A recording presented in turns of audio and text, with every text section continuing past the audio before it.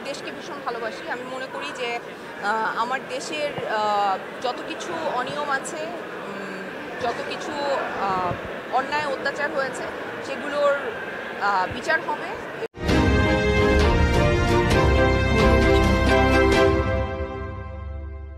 ভীষণ সম্মানের, অনেক ভালো লাগছে।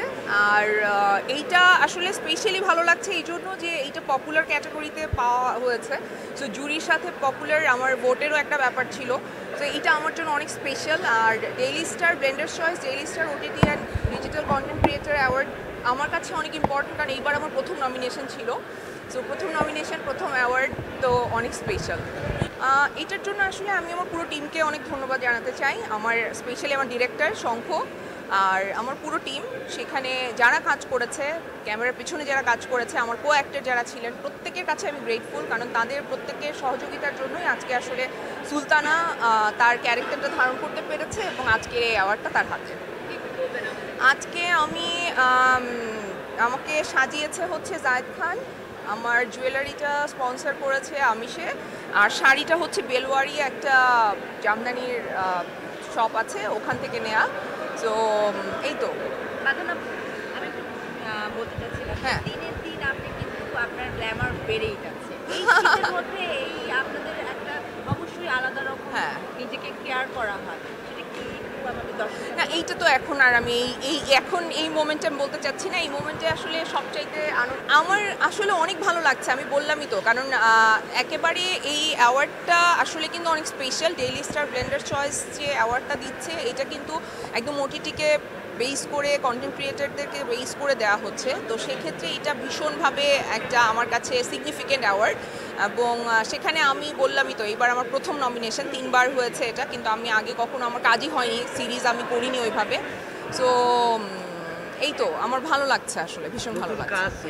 নতুন একটা কাজ তো চলছে, এশা মার্ডারের কাজ চলছে, ওইটা আশা করছি আগামী বছর রিলিজ হবে। আর রেজওয়ান শাহরিয়ার সুমিতের মাস্টার শেষ হয়েছে ফিল্ম, ওইটাও রিলিজ হবে আগামী বছর আশা করছি।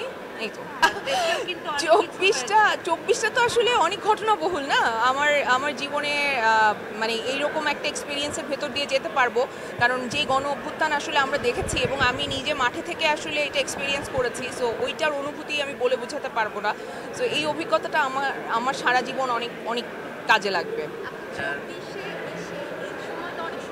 হচ্ছে শুরু হয়েছে। আমি ভীষণ পজিটিভলি দেখছি আসলে, কারণ বিচার হবে এবং যে অনিয়মগুলো হচ্ছে সেগুলোর সঠিকভাবে এটা চেঞ্জ হবে এবং আমরা একটা সুন্দর দেশে বাস করব। হ্যাঁ, সেগুলো খুবই খুবই পজিটিভলি আমি দেখছি, কারণ মাত্র 3-4 মাস হয়েছে। এই এত অল্প সময় আসলে অনেক কিছু করা সম্ভব না, যতটুকু হয়েছে ততটুকু অনেক ভালো।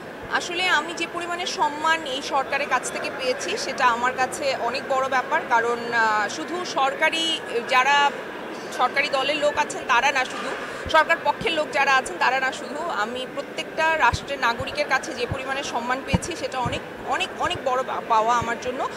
আর আমাকে আসলে অনেক জায়গায় বলেছে, অনেক জায়গায় ডেকেছে, আমন্ত্রণ জানিয়েছে, কিন্তু আমি বিনয়ের সাথে আসলে ফিরিয়ে দিয়েছি, কারণ আমার কাছে মনে হয়েছে যে আমি অভিনয়টাই করে যেতে চাই, আর যেমন আছি আমি তেমনই থাকতে চাই। এই রকমই আসলে এটাই আমার পথ চলা। সো এই পথ চলাটাকে আমি আসলে আর অন্যরকম করতে চাই। আমার এখন অনেক আনন্দের মুহূর্ত, এই মুহূর্তে আমি আসলে আর এগুলো নিয়ে কথা বলতে চাচ্ছি না। Thank you very much.